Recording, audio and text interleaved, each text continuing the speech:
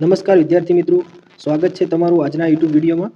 તો 2 દિવસ પહેલાં તમને ખ્યાલ હશે કે 14 તારીખે તમારું ડીવી લિસ્ટ આવી ગયું છે અને ડીવી લિસ્ટ આવ્યા પછી ઘણા ઉમેદવારોનો પ્રશ્ન છે કે જે ડીવી લિસ્ટની જે પ્રક્રિયા છે એ ગઈ સાલ કરતાં થોડી અલગ રીતે આવી છે। તો તમને ખ્યાલ હશે કે જનરલ કેટેગરીમાં 2 ગણા વિદ્યાર્થીઓ બોલાવ્યા છે અને બીજી અનામત કેટેગરી છે એમાં 1 ગણા વિદ્યાર્થીઓ બોલાવ્યા છે। તો આ સંપૂર્ણ પ્રોસેસ શું કહેવા માંગે છે તો એ આપણે સમજશું અને તમારું લાસ્ટમાં જે ડીવી આવ્યા પછી જે ફાઇનલ કટઓફની તમે ચર્ચા કરો છો તો વધુમાં વધુ ફાઇનલ કટઓફ કેટલું ડીવી પછી કેટલા માર્ક્સનો વધારો થઈ શકે છે એની હું સંપૂર્ણ એનાલિસિસ સાથે વાત કરવાનો છું અને આપણે જૂના વિડીયો જે ડીવી માટે મૂકેલો છે 1 મંથ અગાઉનો એના આધારે જ હું તમને ફાઇનલ મેરિટ કેટલું જઈ શકે છે એની ચર્ચા કરવાનો છું। તો સૌ પહેલાં તમે અહીંયા જે નોટિફિકેશન આવી છે એકવાર કમ્પલસરી એકવાર રીડિંગ કરેલી હશે અને તમને ના સમજાય તો હું અહીંયા એકવાર વાંચીને તમને સમજાવી દઉં છું કે શું કહેવા માગે છે। તો સૌપ્રથમ એ જ લખેલું છે કે ફાઇનલ આન્સર કી 8 તારીખે આવી ગઈ હતી અને પછી ત્યારબાદ 11 તારીખે તમને ખબર છે કે માર્ક્સ પણ જાહેર થઈ ગયા હતા। ત્રીજા નંબરનો ટોપિક એવું કહે છે કે એનસીસીના સર્ટિફિકેટ અને જે પણ તમારું સર્ટિફિકેટ હશે એના માર્ક્સ જે આ ડીવી લિસ્ટ આવ્યું એમાં એડ થઈને આવ્યા છે, પરંતુ જો પાછળથી એવું જણાશે ડીવી વખતે કે તમે ગેરરીતે અથવા ખોટી રીતે તમે માર્ક્સમાં એડ કર્યા હતા તો તમારું ત્યાં તમારે જે પણ ભરતી બોર્ડ લાસ્ટ નિર્ણય લેશે કે તમારે માર્ક્સ જો પ્રમાણપત્ર તમારું અસલ નહીં હોય અથવા તમે ખરાબ રીતે અથવા કોઈ 2 નંબર રીતે તમે પ્રમાણપત્ર ઘટાડીને તમે અપલોડ કરેલું હશે તો ડીવી વખતે તમારા માર્ક્સ કપાઈ જશે। ઓકે, તો એના માટે સૂચના આપેલી છે। ચોથા નંબરે છે કે અનામત કેટેગરીના ઉમેદવારો અથવા એસટી કેટેગરીના જે પણ ઉમેદવારો હતા એમને ઊંચાઈને લીધે ન હોય, ઊંચાઈનો લાભ ન લીધો હોય અથવા તેમણે કેટેગરીનો લાભ ન લીધો હોય તો તેઓ જનરલમાં ગણાશે। ઓકે, તો એની વાત કરવામાં આવી છે। 5મા નંબરે કહેવામાં આવ્યું છે કે ઉમેદવારો ગેરલાયક હોવા છતાં તેમને કોઈ પણ ક્લેરિકલ કે અથવા કોઈ બીજી કોઈ પણ ભૂલના કારણે લાસ્ટમાં નિર્ણય હજી સુધી આવ્યો નથી, ફાઇનલ ના કહી શકાય, એટલે કે લાસ્ટમાં એવું પણ પાત્ર ન રહી શકે એવું થઈ શકે છે। ઓકે,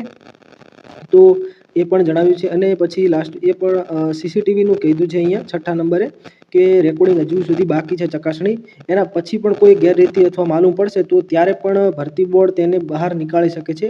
ભલે અત્યારે ડીવીમાં નામ આવ્યું હોય પણ પછીથી જો ખબર પડશે તો એમાં પણ લોચો થઈ શકે છે અને તમારું ડીવીમાંથી નામ નીકળી શકે છે। ઓકે, પછી ફાઇનલ ચુકાદો આવવાનો હજુ સુધી બાકી છે એટલે બંધન કરતા નહીં હોય। પછી 8મા નંબરે 24ના ઠરાવ વિશે વાત કરવામાં આવી છે। 2 ગણા ઉમેદવારો બોલાવવામાં આવે છે જનરલના, બાકી બધા કેટેગરીમાં નથી બોલાવવામાં આવ્યા।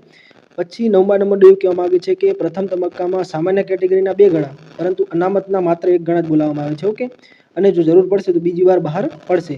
હું જણાવવાનો જ છું કે કેમ આવું થયું છે। ઓકે, પછી 10મા નંબરે એવું કહ્યું છે કે આ એક મોટો વાત છે કે પાર્ટ એ અને પાર્ટ બીમાં માત્ર 40% લાવનારા કેટલા ઉમેદવારો છે? માત્ર 39,225, જે ગઈ સાલ તમને ખ્યાલ હશે કે 32,000 વિદ્યાર્થીઓ પાસ થયા હતા, તો આ સાલ માત્ર 39,225 વિદ્યાર્થીઓ 2,34,000 માંથી આટલા વિદ્યાર્થીઓ પાસ થયા છે। પછી 11મા નંબરનો ટોપિક છે કે 12,733 જગ્યા માટે માત્ર 18,322 ઉમેદવારોને બોલાવવામાં આવે છે। તો આવું શા માટે થયું છે? તો ગઈ સાલ તમે જોયું હતું કે 22,000 વિદ્યાર્થી બોલાવવામાં આવ્યા હતા, ભરતીના ડબલ વિદ્યાર્થીઓ। પછી શું થયું કે બધાનો ડીવી તો થઈ જાય છે પરંતુ લાસ્ટમાં તમને ખ્યાલ હશે કે અડધા ઉમેદવારોનું ફાઇનલ મેરિટમાં નામ ના આવે, એટલે ખોટી જે આ ટાઈમનો કન્ઝ્યુમિંગ હતો એવો ટાઈમ નીકાળવા માટે ભરતી બોર્ડે આ આઈડિયા કર્યો છે જેથી વધુમાં વધુ ઉમેદવારોને બોલાવવા ના પડે અને માત્ર 5500 કે સમથિંગ 6,000 વિદ્યાર્થીઓ વધુ બોલાવવામાં આવ્યા છે।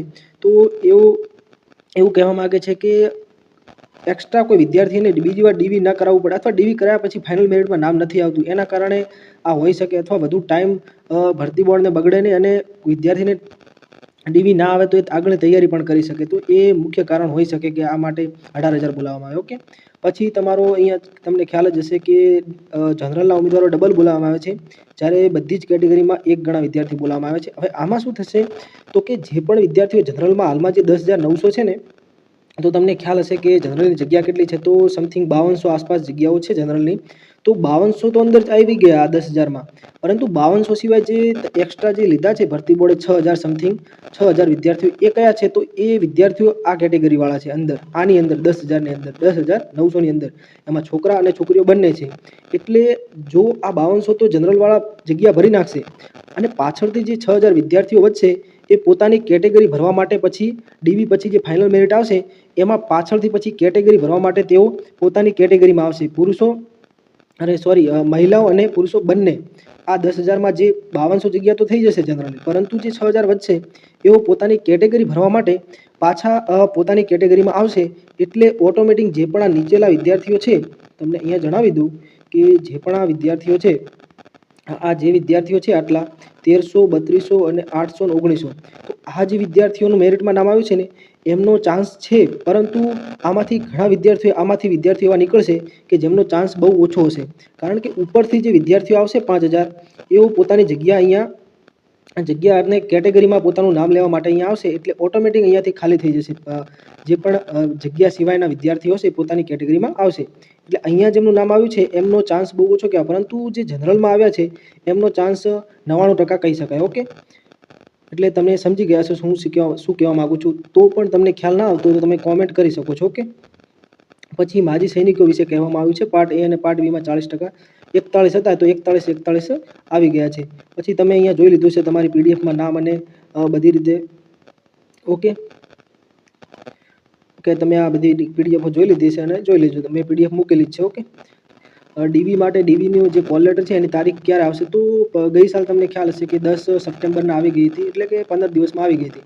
તો આ સાલ વધુમાં વધુ 10-15 દિવસ લાગશે, એટલે કે ઓગસ્ટ મહિના અંત સુધીમાં તમારે ડીવી માટેની તારીખ આવી જશે. ઓકે, કોલ લેટર માટેની. એના પછી તમારા 5 દિવસ પછી ડીવી ચાલુ થશે. ઓકે, ચલો હવે તો મુખ્ય પ્રશ્ન તમારો એ જ હતો કે કટ ઓફ કેટલું જઈ શકે છે. તો મારું તમને ખ્યાલ હશે કે મેં વિડીયો બનાવેલો જ હતો, જૂના વિદ્યાર્થીઓ છે એમને ખ્યાલ હશે કે આપણે ડીવી વિશે વિડીયો બનાવેલો જ છે. તો એના આધારે હું તમને કટ ઓફ લઈને આવ્યો છું. તો તમે અહીંયા જોઈ શકો છો કે મારો જે કટ ઓફ હતું, આ વિડીયો મેં મૂકેલો છે. આ વિડીયો મેં મૂકેલો જ છે આ કટ ઓફ વિશેનો.